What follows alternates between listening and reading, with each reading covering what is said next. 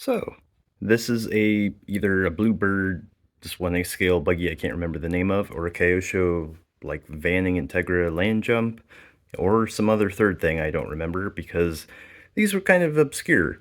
So these were a really expensive RC from the early 80s. They were considered 8th scale at the time, which nowadays is considered just about a normal size 8th or 10th scale buggy. But it's just a random little piece of history that's really hard to find these nowadays. So I'm just going to show you how the design of this car is.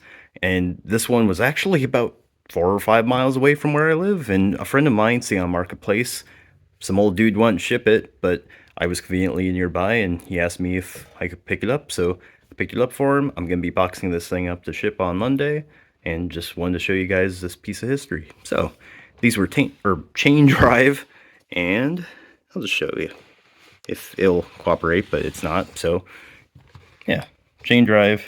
That's what we got going on here. Just a really bizarre way of just doing the whole drivetrain. So I don't truly know what is and isn't broken on this. I just know it's really cool. I haven't seen too many people modify these things.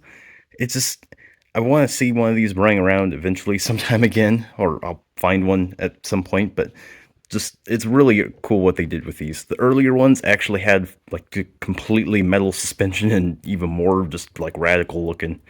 So basically all electronics went in here, gas tank hung out in the back, and just it's just really cool to see one of these.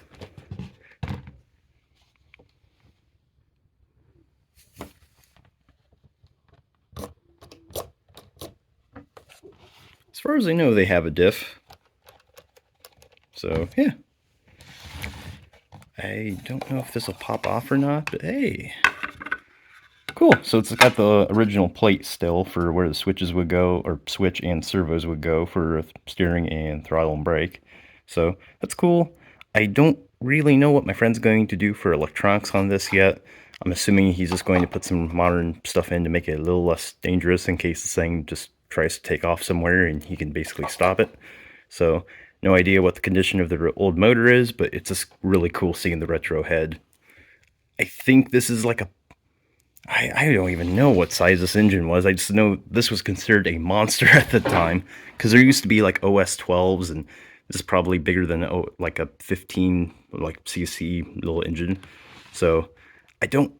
I just wish I had more information on these. It's just I know these are incredibly hard to find, and it's just really cool to see this piece of history. So I'm curious what I'm seeing back here, if that's just a rear brake of some kind. It is. Okay, so they've got a rear brake bias. If I can move this rod, yeah, I can't really get it to lock up completely, but it's wedging two pads against a disc in there. If I can zoom in, there we go. So that's connected to the diff, and if I pull on this, it should lock that up, which it is. Cool. Hopefully that's showing up on camera as good as I can show it here. So yeah, cool little piece. We're gonna show underside. We'll ignore that. Underside of this.